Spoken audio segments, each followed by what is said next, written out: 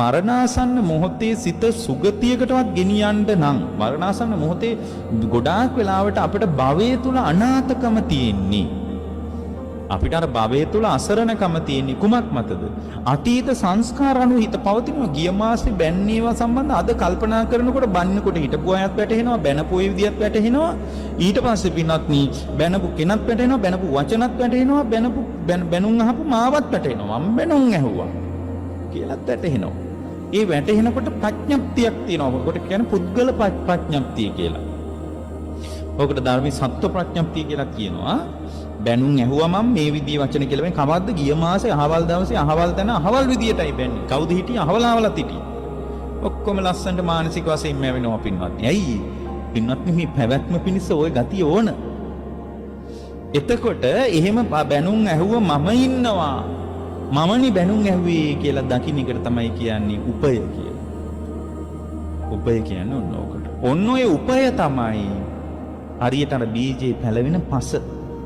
ශාස්ත්‍රීක බීජයක් පැලවෙන්න නම් හොඳ ශාස්ත්‍රීක බීජයකුත් ඕන, ශාස්ත්‍රීක පසකුත් ඕන, හොඳට වතුර ලැබෙන්නත් ඕන. පොහොර ආදී තව අතිරේක සාක්ෂි ටිකුත් ඕන තමයි. නමුත් ප්‍රධාන දේ වතුර ලැබෙන්න. වතුර නැත්තම් බීජයකට පැවැත්මක් නැහැ. ශාස්ත්‍රීක බීජයක් මේ යන්න පුළුවන්. ප්‍රධාන සාක්ෂි තුනයි. ඒතකොට හිත අතීත සංස්කාර අනුව පවතිනකොට ප්‍රධාන සාක්ෂි තුනටම අනුබලයක් ලැබෙනවා. මොකද්ද? ගිය මාසේ මම බැනුම් ඇව්වා කියලා දකින්නකොට ඒක උපය පවත. ඔන්න ඔය උපය තමයි පින්වත්නි ඔන්න ඔය උපය සහගත වීමට පිණිස ඕගලන්ට සංසිද්ධියක් පේනවනේ. ගිය මාසේ මම බැනුම් ඇහුවා. මම ගිය මාසේ බැනුම් ඇහුවා. මම අහගත්තේ. අන්න ඔය ගතිය තමයි පස කියන්නේ. ඊ බැනුම් අහපු දේ සම්බන්ධ කල්පනා කරනකොට මම බැනුම් ඇහුවා කියනකොට ඒකේ උපය පවතිනවා. මං වගේ කෙනෙක් බැනුම් අහන්න ඕනේ නැහැ. මං වගේ මිනිහෙක් මොකටද බැනුම් අහන්නේ කියනකොට එයාට තියෙනවා පුද්ගලයා පිළිබඳ මේ ඒකට අපි ධර්මයේ තෝරනවා පින්වත්නි උපාදානය කියලා. අත්වාද උපාදාන. මා උපාදානය කරගෙන ඉන්නවා. මා උපාදානය කරගෙන ඉන්නකොට මම කැමති නෑ බැනුම් අහන්න. අත්වාද උපාදාන. එහෙනම් උපය පවතිනවා. මම බැනුම් ඇහුවා කියනකොට උපය පවතිනවා. මං වගේ මිනිහෙක් බැනුම් අහන්න ඕනේ නැහැ කියලා දකින්නකොට මම ගැන මට තණ්හාවක් තියෙනවා. පින්වත්නි හොඳට බලන්න මට මම ගැන තණ්හාවක් තියෙනවා. මට මගේ දරුවා ගැන තණ්හාවක් තියෙනවා. ඒකයි දරුවා බැනුම් අහනකොට මට කේන්ති යන්නේ. මගේ දරුවාට කවුරු හරි බනිනකොට මගේ කෙනෙකුට රටේම ඉන්න මිනිසුන්ට බනිනකොට අපි මුකුත් නැහැනේ. කවුද බලනවා අපිට නෙමෙයි අපි යන්නේ. අපි අපේ පාඩුවෙන් අපිට නෙමෙයි කිලෝ අපි යන්නේ. ඇයි අපි එහෙම යන්නේ? මට හරි මගේ දරුවට හරි බැන්නොත් මට කේන්ති යනවා. ඇයි? මට තියෙනවා අත්වාද උපාදානයක්. අත්වාද උපාදානයක්. උපය පවතින උපාදාන. අබිනිවේෂයක් පවතිනවා. අබිනිවේෂ කරනවා. සතුටින් අභිනන්දනය කර ගන්නවා. ඒකට මට බැන්නා කියලා මම වගේ කෙනෙක් බැනුම් අහන්න ඕනේ නැහැ කියලා බැනපු එක සම්බන්ධ මට ගැටුම්කාරී බවක් තියෙනවා.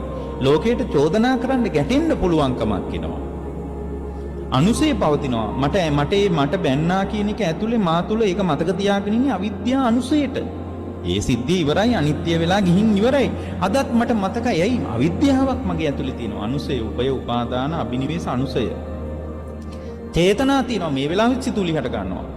පරාදේ බැනලා ඉන්න බැරුණානේ ওই මිනිස්සුන්ට කියලා මේ වෙලාවෙත් චේතනා හට ගන්නවා. උපය උපාදාන අබිනිවේෂ අනුසේ චේතනා අදිෂ්ඨාන කරගෙන ඉන්නවා. ආය හම්බුනොත් මම හොඳ වයින් කියලා තමයි එන්නේ. මම එහෙම ලේසියෙන් අතාරින්නේ නැහැ.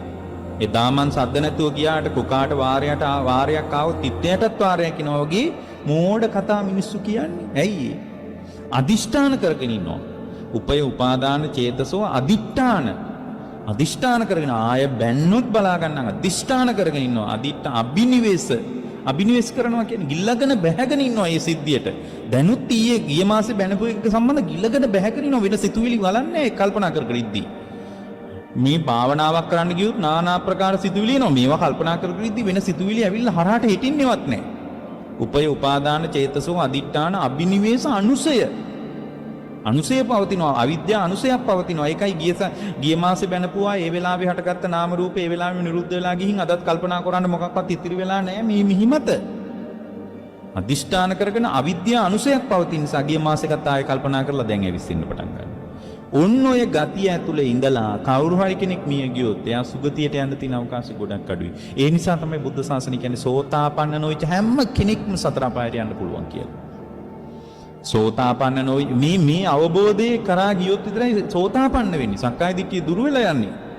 මම මගේ කියලා ගන්න දෙයක්වත් නැහැ. මම බැනුම් ඇහුවා කියලා දෙයක්වත් නැහැ. ඇති වෙමින් නැති වෙමින් යන හුදු නාම රූප પરම්පරාවක් තියෙන එක අනිත්‍ය වෙලා යන එකක් කියලා ධර්මාර්ථය ඇතුලේ ගැඹුරින් විමර්ශනය කරලා බලන්න පුරුදු වෙලා හිටියොත් එහෙම හුරුවක් තිබ්බොත් එහෙම ඒ බඳු කෙනෙක් යන්නේ නැහැ. ඒකයි පින්වත්නි කොච්චර පින් කළත් දුගතියට යන්න පුළුවන් කියලා ධර්මයේ කියන්නේ. සෝතාපන්න වෙච්ච කෙනා සතර අපායට වැටෙන්නේ නැහැ. චතුව පායේ හිච විප්පමුත්තෝ චචාබි ඨානානි අබබ්බෝ කාතු අටවිනි භවයක්වත් පැනවෙන්නේ නැතුව එයා දුක නිරුද්ධ කරන්නේ ඒකයි. ඇයි අතීත සංස්කාර අනුව හිත කොච්චර පින් කළත් පින්වත් අතීත සංස්කාර අනුව එයාට වරදින්න පුළුවන්.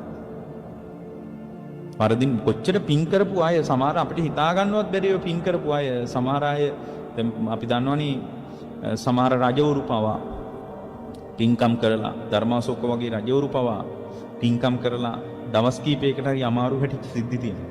මැරිලා. ඇයි ඒගොල්ලෝ මේ අතීත සංස්කාර අනුව හිත නොපැවැත්ම පිණිස විපස්සනාමේ අනුබලයක් ලබාගෙන නැහැ. මතක තියාගන්න මරණාසන්න මොහොතේ ඕගොල්ලන්ට ගැලවෙන්න තියෙන හොඳම පොට තමයි වර්තමානයේ යම්තාක් ධර්ම හට ගන්නකොට ඒ ධර්ම ටික අනිත්‍යයි අනාත්මයි කියලා බලන එක. ඒකෙන් තොරව ලොකු විසඳුමක් නැහැ. වර්තමානයේ ওই විදිහට අතීතය අනුවත් හිත අතීත සංස්කාර අනුවත් හිත හැසිරෙනවා අනාගත සංස්කාර අනුවත් හිත හැසිරෙනවා. ඒ හැසිරෙනකොට අනිත්‍යයි අනාත්මයි කියලා බලන්න ඔය ඇත්ත පුරුදු වෙලා හිටියොත් එහෙම පුරුදු වෙලා ඉන්න කෙනාට තමයි රැකවරණය තියෙන්නේ. මරණාසන්න මොහොත කොයි වෙලෙත් දන්නේ නැහැ. ලෝකේ අතහැරලා දාලා Taman තුල හටගන්න නාම සංස්කාර ටික. මේ ඔක්කොම නාම සංස්කාර ටිකක්. ඒක යථාර්ථයක් නෙමෙයි. ගිය මාසේ අත්දැකපු දේ නාම සංස්කාර ටිකක්. ඒක යථාර්ථයක් නෙමෙයි මේ වෙලාවේ කාටවත් ඇඟිල්ලෙන් ඇනලා පෙන්වන්න බෑ මේ බලන්න සිද්ධිය කියලා.